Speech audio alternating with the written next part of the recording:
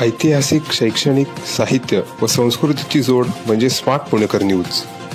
केवळ राजकीय फायद्यासाठी विरोधकांनी देशाचे संविधान बदलण्यात येणार असल्याचा गैरसमज समाजामध्ये पसरविला आहे. त्याचा काहीसा राजकीय लाभ देखील त्यांना मिळाला आहे. परंतु देशातील लोक अशा अफवांना बळी पडणार नाहीत. देशाचे संविधान कोणालाही बदलता येणार नाही. त्यामध्ये केवळ दुरुस्ती करता येते. अशा प्रकारे संविधानामध्ये अनेकदा दुरुस्ती करण्यात आली आहे, असेच राज्याचे उच्च आणि तंत्र शिक्षण मंत्री चंद्रकांत पाटील यांनी सांगितले.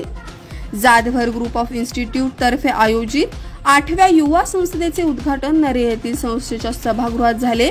यावेळी माजी केंद्रीय मंत्री भागवत कराड, जाधवर ग्रुप ऑफ इन्स्टिट्यूटचे अध्यक्ष प्राचार्य डॉक्टर सुधाकरराव जाधवर, उपाध्यक्ष ॲडव्होकेट शार्दुल जाधवर यावेळी उपस्थित होते. संस्थेच्या उडान या अंकाचे प्रकाशन मान्यवरांच्या हस्ते झाले. यावेळी खासदार अरविंद सावंत यांना आदर्श खासदार पुरस्कार, सुधर मुनगंटीवार, सत्यजित देशमुख आणि अमित गोरखे यांना आदर्श आमदार पुरस्कार, विठ्ठल काटे यांना आदर्श नगरसेवक पुरस्कार, सचिन शेलार यांना आदर्श सरपंच पुरस्कार, ॲडव्होकेट मंगेश ससाने यांना आदर्श युवा पुरस्कार देऊन गौरविण्यात आले. सन्मानपत्र, सन्मान चिन्ह, शाल, पुणेरी पगडी असे पुरस्काराचे स्वरूप होते. असणारे माझे नेते, माझे परममित्र सुधीरभाऊ मुनगंटीवार यांचा सत्कार हे कळलं. आणि दुसरे माझे मित्र, फक्त भीती वाटते अलीकडे कोणाला मित्र म्हणताना की प्रेसवाले त्याचा काय अर्थ केला. काल आमदार आणि माझे परममित्र पराग अळवणी यांच्या मुलीच्या लग्नाला गेलो. मी गेलो त्याला उद्धवजी शुभेच्छा देऊन खाली उतरत होते आणि मी शुभेच्छा द्यायला वर चढत होतो. समोरासमोर आलो, नमस्कार केला. पण त्या लग्न समारंभातही प्रेस उपस्थित होती आणि ते शूट केलं आणि जवळ बहुधा दुसरी बातमी येईपर्यंत ते आता ते चालवतील की आम्ही दोघे भेटलो, आता काय होणार. तसं अरविंद सावंत माझे खूप जुने मित्र, पण आता त्यांना मित्र म्हटल्यामुळे काय काय होणार आज दिवसभरात मला माहिती नाही. पण आम्ही एका एरियात वाढलो, मुंबईच्या गिरण गावात वाढलो, ज्याचा शार्दुलजींनी वारंवार उल्लेख केला की तुम्हाला नेता व्हायला, मोठा व्हायला पार्श्वभूमी लागत नाही. अरविंदजींची पण पार्श्वभूमी गिरण भागातली आणि माझी पार्श्वभूमीसुद्धा गिरण भागातली. अरविंदजी त्या गिरण भागातल्या पार्श्वभूमीतून करता करता करता करता ॲज पर माय नॉलेज 3री टर्म खासदार आणि केंद्रीय मंत्री होते. असं दोघांचा सत्कार आहे कळल्यानंतर 5 वर्ष आहेत, 4.5 वर्ष आहेत. या सगळ्या कालावधीमध्ये महिलांनी हे सगळं प्रशिक्षण घेण्याची आवश्यकता आहे. म्हणून मग अशा प्रकारच्या युवा संसदेची आवश्यकता वाटते. मी चॅलेंज देतो, या सभागृहात बसलेल्या एकानेही डॉक्टर बाबासाहेब आंबेडकरांच्या नेतृत्वाखाली निर्माण झालेली घटना वाचलीच नाही. वाचली असेल तर हात वर करा. माझ्याकडे 100 कॅडबरी घेऊन मी दिवसभर फिरतो, संध्याकाळी त्यातल्या 2च उरतात. तर असं जो कोणी विशेष हात वर करतो त्याला मी कॅडबरी देतो. नाही हात वर येणार, माझी कॅडबरी वाचेल आणि आम्ही निघालो राजकारणात जायला. घटना म्हणजे काय? घटना म्हणजे काय झाल्यास काय करावे, इतकं सोपं. फार कठीण करून ठेवलं आपला देश. काय झाल्यास काय करावे, काय झाल्यास काय करावे, काय झाल्यास काय करावे म्हणजे घटना. राज्य म्हणजे काय, केंद्र म्हणजे काय, केंद्राचे अधिकार कोणते, राज्याचे अधिकार कोणते, केंद्र आणि राज्यामध्ये वाद निर्माण झाला कसा सोडवायचा, हायकोर्ट म्हणजे काय, सुप्रीम कोर्ट म्हणजे काय, इन्कम टॅक्स म्हणजे काय, निवडणूक आयोग म्हणजे काय. दिस इज द कॉन्स्टिट्यूशन जी आम्हाला अभ्यासक्रमातही शिकवली जात नाही. आणि आम्ही राजकारणात जायला निघालो तर उत्साहाने आम्ही सुद्धा माहिती करून घेत नाही. आगामी सगळ्या काळामध्ये आणि मग कोणीतरी म्हणतं की हे घटना बदलायला निघाले, तर घटना बदलता येत नाही बाबा, घटनेमध्ये दुरुस्ती करता येते. मग हेही माहीत नाही की 51 पासून आतापर्यंत 106 वेळा दुरुस्ती झालेली आहे. त्यातली 80 वेळा, म्हणजे हे राजकीय व्यासपीठ नाही आहे, अरविंदराव असल्यामुळे मला सांभाळून बोलायला लागेल आणि माझ्यानंतर ते बोलणार आहेत. तर 106 वेळा घटनेत दुरुस्ती झालेली आहे. त्यातल्या 80 वेळा तर काँग्रेसनेच घटना दुरुस्ती केली आहे. 14 वेळा अटलजींनी केली, 8 वेळा मोदीजींनी केली. मग त्या कुठल्या कुठल्या दुरुस्त्या सांगायला गेलो तर फारच पॉलिटिकल भाषण होईल. पण हे माहितीच नसल्यामुळे लोकसभेच्या निवडणुकीला नॅरेशन असं चाललं की हे घटना बदलणार आहेत. नाही बदलता येत घटना. अशी दुरुस्त्या त्यावेळेला करता येतात. उदाहरणार्थ आपल्या कॉन्स्टिट्यूशनमध्ये महिलांना लोकसभा विधानसभेमध्ये आरक्षण नव्हतं. मोदीजीने दुरुस्ती केली आणि आरक्षण दिलं. दुरुस्ती करूया का मागे घेऊया? नको आहे महिलांना का विधानसभेत लोकसभेत जायला? पुन्हा एखाद्या दुरुस्ती सांगायचं तर मोदीजींनी 10% आर्थिक मागासांना आरक्षण आणलं. EWS हवंय की नको हवंय ते नव्हतं, त्याची दुरुस्ती केली. सगळ्यांना 10% आरक्षण मिळालं. दुरुस्ती केली, महिलांना विधानसभेत लोकसभेत आरक्षण मिळालं. दिस इज कॉल्ड करेक्शन, दुरुस्ती, बदलणं नाही आहे. लोकसभेमध्ये त्यावर निवडणूक जिंकली गेली आणि मोठ्या प्रमाणावर भल्या तज्ज्ञांनी सुद्धा ते मान्य केले की बदलणार आहे. मग बदलणार आहे ह्यानाच बदला. नाही बदलता आलं. तिसऱ्यांदा मोदीजी पंतप्रधान झाले, पण थोडं मार्जिन कमी झालं. आणि त्यामुळे आम्ही राज्य शासन म्हणून आता एक कोर्स डेव्हलप करतो. म्हणजे जाधवरांचा हा उपक्रम चांगला युवा संस्था. पण आम्ही 2 वर्षाचा येत्या एक आठवड्याभरामध्ये कोर्स घोषित करतो आणि तो जूनपासून चालू होईल. 75% मुलींनाच प्रवेश मिळेल, 25% पुरुषांना पण मिळेल. की ज्याच्यामध्ये ग्रामपंचायत म्हणजे काय, 9 जण का निवडतात, मग काही ठिकाणी 17 का निवडतात, डायरेक्ट निवडणुकीने सरपंच कसा होतो, इनडायरेक्ट निवडणुकीने उपसरपंच कसा निवडणूक होतो, यांना पैसे कोण देतं, गावामध्ये काय ती घरपट्टी त्याच्यात चालतं का दिल्लीहून त्यांना पैसे येतात. मग पूर्वी ते इनडायरेक्ट यायचे, झेडपीला यायचे, स्टेटला यायचे, झेडपीला यायचे, पंचायत समितीला यायचे, ग्रामपंचायतीला यायचे. आता ते डायरेक्ट ग्रामपंचायतीच्या अकाउंटला येतात. या सगळ्या ग्रामपंचायत, पंचायत समिती म्हणजे काय, 5 गावं 7 गावं कशी निवडतात, झेडपी म्हणजे काय, एका झेडपीत 2 पंचायत समिती का, मग विधानसभा, मग त्याच्यामधलं रिझर्वेशन, लोकसभा, खाती, मंत्रिमंडळ, या सगळ्याचा 4 वर्षात अभ्यास करून निवडणुकीला समोर या. तर IAS अधिकारी तुम्हाला चालवणार नाही. अदरवाईज IAS अधिकारी ते काही वाईट आहे तसं मला म्हणायचं नाही, पण ते जजमेंट घेतात. आमदाराचा, खासदाराचा आणि मंत्र्याचा जजमेंट घेतात. व सुधीर भाऊंसारखा अभ्यासू माणूस त्यांच्यावर स्वार होतो आणि एखादा आमचा जो मंत्री असतो की ज्याला हे काहीच माहीत नाही त्याच्यावर IAS स्वार होतो. आणि म्हणून आपल्या सगळ्यांना या युवा संसदेचा खूप उपयोग होईल आणि आपण तो उपयोग करून घ्यावा असं आवाहन करतो. जाधवर ग्रुपने ह्या सगळ्या संस्था वाढवता आता त्यांना स्वायत्त विद्यापीठाकडे जायचं आहे. गेल्या 2.5 वर्ष जी मला मिळाली त्याच्यामध्ये जवळजवळ 18 नवीन स्वायत्त विद्यापीठं आपण घोषित केली. मी त्यांनाही शब्द देतो की स्वायत्त विद्यापीठ स्थापन करताना आम्ही हे पाहतो की तुम्ही नवीन काय करणार आहात. असं नवीन काय करणार, कालच आम्ही घोषित केलं आर्टिफिशियल इंटेलिजन्स युनिव्हर्सिटी आम्ही करणार, ती आम्ही करणार, ती आम्ही कोणाला चालवा देणार नाही. तर आम्हाला खूप आमच्या पद्धतीने ती चालवायची. अपंगांचं, दिव्यांगांचं एक विद्यापीठ आम्ही घोषित केलं.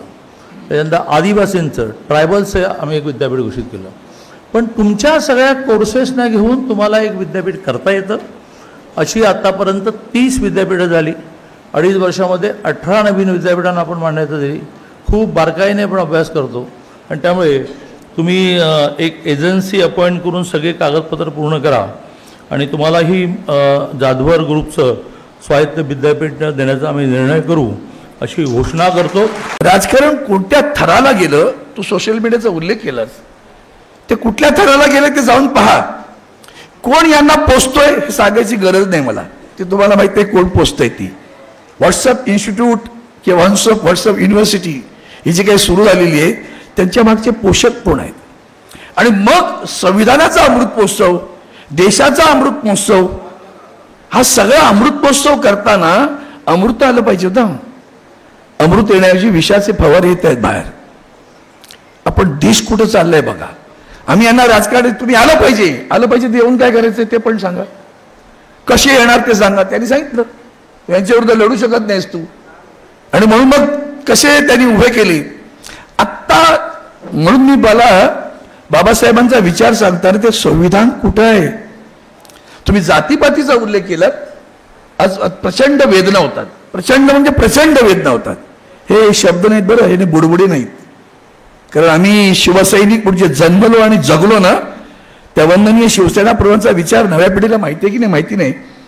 त्या वंदनीय शिवसेना प्रमुखांचा पहिला विचार काय होता, ब्राह्मणेतर मराठा मराठ्यात्तर, 96 कुळी 92 कुळी, उच्च नीच, दलित दलितेतर, घाटी कोकणी स्पृश्य अस्पृश्य सारे भेद गाडा आणि मराठी माणसं एक वरही तर आणि तरच तुला न्याय मिळेल.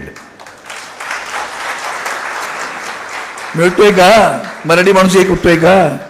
आम्ही छत्रपतींचे वेगळे, आम्ही शाहूंचे वेगळे, आम्ही फुलेंचे वेगळे, आम्ही आंबेडकरांचे वेगळे. जातीपातीच्या भिंती दृढ केल्या. या देशातला एकमेव राजकीय नेता ज्यानं मंडल आयोगाला विरोध केला. आज सगळ्यांना लाभ मिळताना वाटतं मी ओबीसी, मला मिळालं पाहिजे मिळालं पाहिजे. मिळालं, त्याचं दुःख नाहीये. विचार काय होता बघा. त्यांनी विरोध केला की तुम्ही ही जातीपातीच्या भिंती अधिक दृढ करत जाणार. आज दृढ झालेत की नाही जातीपातीच्या भिंती? आज महाराष्ट्र कोणच भांडतोय? कोण पाहिलंय तुम्ही महाराष्ट्रात कोण भांडतोय? शसाणे म्हणाले मी ओबीसीसाठी भांडतोय. कोण म्हणतोय मी मराठ्यांसाठी भांडतोय. जरांग्यांना हे आव्हान देत आहेत, जरांगे ह्यांना आव्हान देत आहेत, धनगर आणखीन वेगळा लढतोय. हे राजकारण करताना हा विचार करा. त्यातलं समाजकारण घालवून गेलं. वंदनीय शिवसेना प्रमुख 80% समाजकारण, 20% राजकारण, निवडणुकीपुरती राजकारण. पण निवडणूक संपली की समाजकारण करा. हे सांगणारे शिवसेना प्रमुख नव्या पिढीला माहिती नाही आहेत. कारण आमची नवी पिढी तेव्हा संघर्षाच्या काळात जन्माला जरी आली नाही तर ती अभ्यास नाही करते मागचा. आणि म्हणून ती आत्ता समोर काय दिसतंय, प्रवाहपतीत होऊ नका बरं. कधी प्रवाहाच्या विरुद्ध पोहण्याचं धाडस असेल ना तो पुढे जाईल. आम्हाला हे लोक प्रलोभन येत असतात. आम्ही कुठे गेलो? एका देवा भजारे केशवा, जगेंत भगव्याबरोबर आणि मरेंत भगव्यासाठीच या उमेदीनं उभं राहिलं पाहिजे. मग ती उमेद जाते कुठे तुमची? ती जाते तेव्हा असं मला सतत वाटत होतं, रंगावरील जात तू मग अशी घेतली, रंगाची सुद्धा जात आहे. म्हणजे कोण कुठला रंग घेतो त्याच्यावर त्याची जात ठरते. गावातलं वातावरण दूषित झालं रे बाळा. आम्हाला आरक्षणं मिळालीत. त्या आरक्षणांबद्दल बोलताना आजही माझा हा सगळा समाज, आम्ही छत्रपती शाहू फुले आंबेडकरांची नावं घेतो, ते सगळे मिळून एकच आहेत असं कधी समजणार आपल्याला? आम्हाला आजही समजत नाहीये. आम्ही तसे वेगळे आहोत. आरक्षणांची लढाई महाराष्ट्रात काय संबंध आहे? हे अनेक वेळा मी जाहीरपणे सांगितलेलं आहे. महाराष्ट्र आरक्षण देऊ शकणार नाही. पण झुंजवायचे आहेत ना कोंबड्या तुम्हाला, झुंजत राहा. आम्ही सत्तेवर बसलोय पुढच्या उभत. हे खरं तर आपल्या लोकशाहीच्या संविधानाप्रमाणे 50% आरक्षण, त्याच्यापेक्षा वरती आरक्षण देता येणार नाही. महाराष्ट्रात 50% आरक्षण केव्हा संपलं? मग आता देणार कसं? केंद्रानं कायदा केला पाहिजे. पण तुम्हाला केंद्राकडे पाठवतात का? झुंजा आतमध्ये कोणीतरी याचं धाडसाने सांगतो का जा केंद्राकडे, हा विषय केंद्राचा आहे, सगळे म्हणून एकत्र आहे, जा केंद्राला सांगा 20% वाढवून द्या. ते तमिळनाडूचं 67% आहे. पण ते अगोदर होऊन गेलं, त्यामुळे ते अजूनही चालू आहे. मग त्याच्यात तुमच्या खाल्याच्या पोट, त्याच्यावर सुद्धा मी लोकसभेत बोलत. ते खरं तुम्ही ते दाखवायला पाहिजे. हे ठीक आहे, फोटो काय दाखवता, लढतो कसे ते दाखवा. राफाईलवर मी आपल्या युतीत असताना आव्हान केलं सरकारला, if you are a transparent why should have a fear about it, let there be a JPC. असू दे ना, कुठे बिघडली? दूध का दूध पानी का पानी हो जाएगा. नाही होत आहे. संविधान खतरे में म्हटलं का आम्ही नॅरेटिव्ह तयार केलं असं म्हणतो. I say it, still it is in threat. काल परवाकडे आमच्या इलेक्शन कमिशनरला निवडणं की ही भावना बदलावी लागेल. अरे देशाचं भविष्य घडवण्याची क्षमता असणाऱ्या तरुण तरुणी विद्यार्थी विद्यार्थिनीमध्ये जर हा राजकारणाच्या व्याख्येचा भाव असेल तर देश कैसे आगे जाएगा? आणि देश आगे जाना चाहिए हे भाषणातून म्हणून थोडी देश आगे जाणार आहे.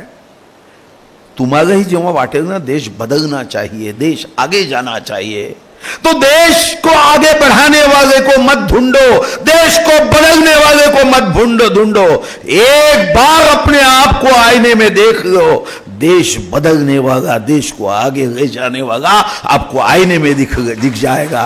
अरे ही जबाबदारी तुमची माझी आहे. आणि म्हणून राजकारणात न जाणं हा जो आपला भ्रम आहे हा चूक आहे. हा एक प्रश्न नक्की आहे, कदाचित तुमच्यापैकी राजकारणाची अतिशय मर्यादित व्याख्या करणाऱ्यांना असं वाटतं, मग ती ग्रामसभेतील लोकसभा कोणताही प्रवास असू द्या, मर्यादित व्याख्या म्हणजे काय? तर फक्त निवडणूक म्हणजे राजकारण. 100 मार्कापैकी राजकारणाच्या विषयाच्या पेपरमध्ये जर गुण द्यायचे असेल तर निवडणूक या प्रश्नावर, या विषयावर फक्त 5 मार्क आहे. हा समजच चुकीचा आहे की राजकारण म्हणजे निवडणूक, निवडणूक म्हणजे राजकारण. चुकीचा समज आहे. राजकारण हे निवडणूक जिंकण्याचं की राजकारण उत्तम काम करून गोरगरीब, कष्टकरी, शेतकरी, वंचित, शोषितांचं मन जिंकण्याचं. राजकारण हे सत्तेचं की राजकारण सेवेचं, राजकारण विकासाचं की राजकारण विनाशाचं, राजकारण समाजामध्ये फूट पाडण्याचं की राजकारण समाजामध्ये प्रेम की गंगा बहाते चलो या भावनेचं. हे मात्र तुम्हाला मग आपापल्या परीने ठरवायचं असतं. जर तुम्ही मनात विचार केला की हो मी राजकारण निवडणुकीचं करणार नाही, पण राजकारण मी समाजाच्या प्रगतीमध्ये मी माझं उत्तम योगदान देण्याचं करेन, असं कोणी सांगितलं की राजकारणाला चांगलं करण्यासाठी फक्त जिंदाबाद मुर्दाबाद केलं पाहिजे? असं नाही आहे. अरे तुम्ही एखादी चांगली गोष्ट अनुभव ज्ञानाच्या आधारावर संबंधित मंत्र्यांपर्यंत, आमदारांपर्यंत, खासदारांपर्यंत, पंतप्रधानापर्यंत पोहोचवू शकता की माझा अनुभव हा आहे. मी आता खरं तर राजकारणावर टीकात्मक बोलू नये हा माझा या कार्यक्रमाचा एक भाव होता, पण आता मी जेव्हा बघितलं की माझ्या मनात भीती तयार झाली. जेव्हा आमचे मित्र अरविंदजी सावंत राजकारण कसं वाईट आहे याबद्दल सांगत होते, तेव्हा मी मनात विचार केला की तुमच्या मनात असा भाव येऊ एवढा वाईट आहे तर जायचंच कशाला? हा चुकीचा समज आहे. अनेकदा राजकारणामध्ये काही लोक त्या कथेसारखा भाव आणतात.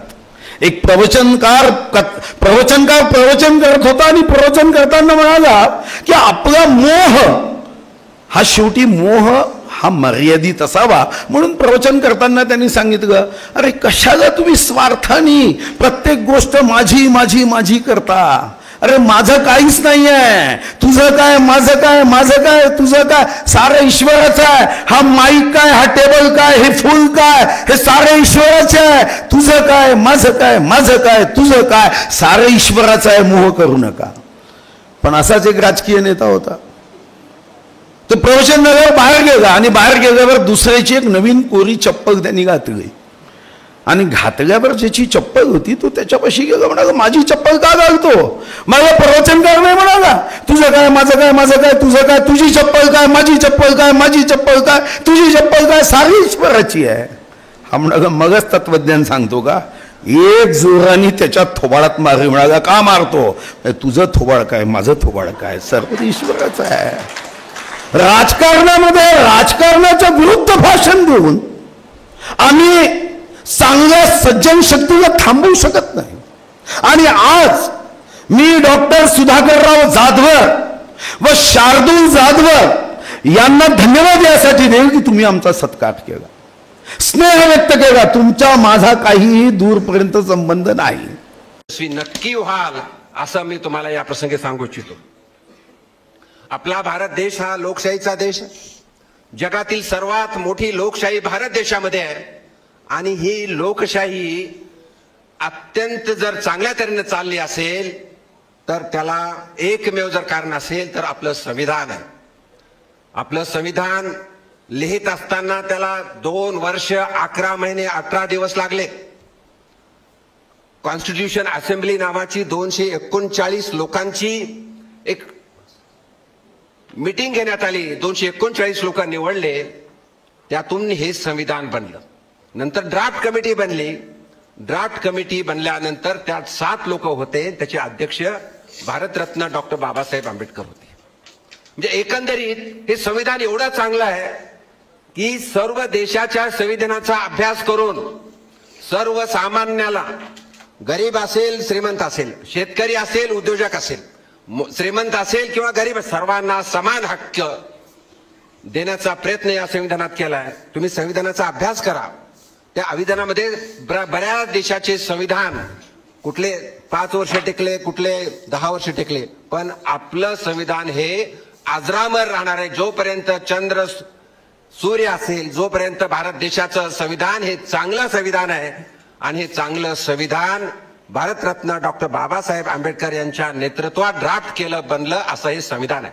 म्हणून च्या माध्यमातून युवा संसदच्या माध्यमातून युवा शक्तीला योग्य ती गती, योग्य ती दिशा देऊन त्यांना राजकारण करण्यासाठी, परिवर्तन करण्यासाठी मला वाटतं हा संवाद आहे. आणि काही राजकारणामध्ये चांगल्या गोष्टी असतील, काही वाईट गोष्टी असतील. आपणाला आपलं भविष्य घडवण्यासाठी चांगलीच गोष्ट घेतली पाहिजे, असं आपण मनाची गाठ करून आपण राजकारणात यावं असं तुम्हाला मी नम्र विनंती करतो. हे करत असताना 2-3 गोष्टी महत्वाच्या आहेत. पूर्वीला जसं चालत होतं की राजकारणात येऊन मी फार श्रीमंत होईल, असं जर तुमचा काही विचार असेल तर सरळ सरळ तुम्ही तुमचा व्यवसाय करा, तुमचा उद्योग करा, 2 पैसे कमवा. राजकारण हे पैसे कमवण्यासाठी नाही, राजकारण हे समाज करण्यासाठी आहे. राजकारण हे आपल्याला चांगले सुजाण नागरिक घडवून आपल्याला आपला देश बनवण्यासाठी राजकारण आहे. आणि हे मंत्र घेऊन आपण राजकारणात आलं पाहिजे. बऱ्याच वक्त्याची भाषण झाले, पण काही लोकांनी राजकारणावर त्याच्यावर मला नमूद करावं लागेल. अरविंद सावंत सिनियर आमचे मित्र आहेत, केंद्रात मंत्री होते. ते म्हणाले आमचा देश कुठं चाललाय. देश अत्यंत चांगल्या तऱ्हेनं देश विकसित होतोय. प्रधानमंत्री मोदी साहेबांच्या अगोदर 2014 साली देशाची काय परिस्थिती होती. एक भ्रष्टाचारी भारत, कारण केंद्रातले 5-10 मंत्री जेलमध्ये होते. एक आतंकवादी भारत, गोरगरिबांचा भारत, अशी आपल्या देशाची प्रतिमा होती. भारताचा कोणी परदेशात जायचं तर व्हिसा मिळत नव्हता, पासपोर्ट मिळत नव्हतं. पण माननीय मोदी साहेबांच्या 10 वर्षाच्या काळामध्ये, अरविंद सावंत नाही त्यांच्यासाठी बोलतोय मी, 10 वर्षाच्या काळामध्ये या देशाची तकदीर आणि तस्वीर बदलण्याचं काम मागच्या 10 वर्षाच्या काळात झाले. आणि मला असं वाटतं की आपण तरुणांनी खऱ्या अर्थानं ठरवायला पाहिजे की ह्या पुढच्या काळामध्ये आपल्या असणाऱ्या ड्रॉइंग रूममध्ये बसायचं आणि फक्त राजकारण्यांची चेष्टा करायची का ह्या असणाऱ्या राजकारणाच्या ह्या खवळलेल्या समुद्रामध्ये उडी मारून काहीतरी आगळं वेगळं करण्याच्या संदर्भातला प्रयत्न आपण सगळ्या मंडळींनी करायचा. हा खऱ्या अर्थानं उद्याच्या काळातला सगळ्यात महत्त्वाचा प्रश्न, यक्ष प्रश्न माझ्या असणाऱ्या सर्व तरुण तरुणींच्या समोर मला या निमित्तानं मांडावं असं वाटतंय. शेवटी असं आहे की क्यों कोसे अंधेरे को कुछ फायदा तो नहीं, चलो साथ मिलकर सूरज की मुठ्ठी भर रोशनी ढूंढते. अशा पद्धतीनं तुम्ही सगळ्या मंडळींनी खऱ्या अर्थानं बाहेर पडायला पाहिजे.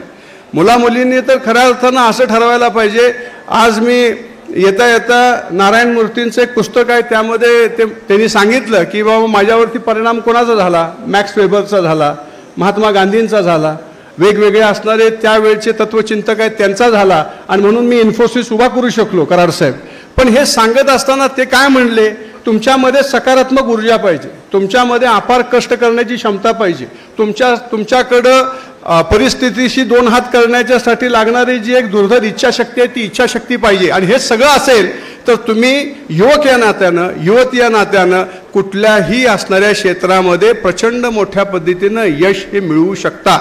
आणि मला खरं आज जाधवर इन्स्टिट्यूटचं या निमित्तानं अभिनंदन करावं असं वाटतं की हा असणारा एक चांगला उपक्रम तुम्ही हाती घेतलेला आहे. सशक्त भारत, सशक्त नेतृत्व करायचं असेल तर एक बलशाली आणि वैचारिकदृष्ट्या सशक्त असणारा युवक युवती तुम्हाला तयार करायला लागणार आहे. आणि ती तयार करायची असतील तर पहिल्यांदा तुम्हाला सगळ्यांना ठरवायला पाहिजे की गावाकडे या. तुम्ही, माझं तर म्हणणं आहे शार्दूलजी की तुम्ही आता धाराशिवचे आहात, तुम्हाला गावातला ग्रामीण बाज माहीत आहे.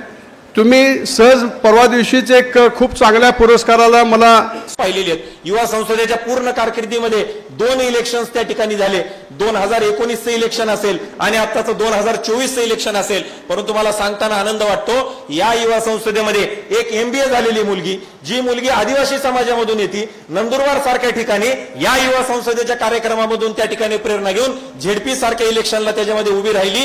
ती जिंकली किंवा हारली हा भाग वेगळा आहे, परंतु शिकलेली लोक राजकारणामध्ये येण्याची जी सुरुवात आहे ही सुरुवात या युवा संसदेच्या 3ऱ्या युवा संसदेपासून त्या ठिकाणी झाली. आणि ज्या वेळेसला येणाऱ्या कालावधीमध्ये स्थानिक स्वराज्य संस्थांच्या इलेक्शन्स त्या ठिकाणी लागतील, त्यावेळेसला इथं बसलेल्या मुलं जे 8,000 अल्युमिनीज आतापर्यंत युवा संसदेमधून ट्रेनिंग घेऊन त्या ठिकाणी बाहेर पडलेले आहेत, हे नक्कीच आपल्याला विविध स्थानिक स्वराज्य संस्थांमध्ये सगळ्या लोकांची सेवा करताना आपल्याला मोठ्या प्रमाणावरती त्या ठिकाणी दिसतील. आज या ठिकाणी ग्रामसभा ते लोकसभा असं सत्र हे उद्घाटनाचं आपलं त्या ठिकाणी आहे. युवकांनी राजकारणाकडे बघण्यासाठीचं चांगलं एक व्यवस्था त्या ठिकाणी निर्माण झाली पाहिजे. आज मुलांची अनास्था राजकारणाकडे बघण्याची फार मोठ्या प्रमाणावरती झालेली आहे. मागच्या 4-5 वर्षामध्ये आपलं राजकारण त्या ठिकाणी फार मोठ्या प्रमाणावरती ढवळून निघालं, परंतु हे ढवळल्यानंतर अनेक युवक राजकारणाकडे चांगल्या नजरेनं त्या ठिकाणी पाहत नाहीत आणि म्हणून कुठंतरी एक आशेचा किरण पाहिजे. ही आशेचा किरण दाखवणारी युवा संसद ही आपली त्या ठिकाणी आहे आणि म्हणून शिकलेली लोक राजकारणामध्ये यावीत याच्यासाठी म्हणून ग्रामसभा ते लोकसभा जे विविध क्षेत्रामध्ये काम करणारी लोक आहेत, ग्रामपंचायत असेल, पंचायत समिती असेल, झेडपी असेल, विधानसभा असेल, लोकसभा असेल, आज आमच्या लोकांना त्या ठिकाणी सांगायचं आहे की उद्या राजकारणामध्ये येणं म्हणजे लगेच आमदार, लगेच मंत्री, मंत्र्याला वाटतं मी लगेच मुख्यमंत्री व्हावं, मुख्यमंत्र्याला वाटतं मी केंद्रामध्ये जावं, ही गोष्ट त्याच्यामध्ये नाहीये. आज आमच्या युवकांना समाजकारण म्हणजे काय हे कळायला पाहिजे. आधी समाजकारण मग ते राजकारण, ही गोष्ट आमच्या युवकांच्या मनामध्ये रुजली पाहिजे.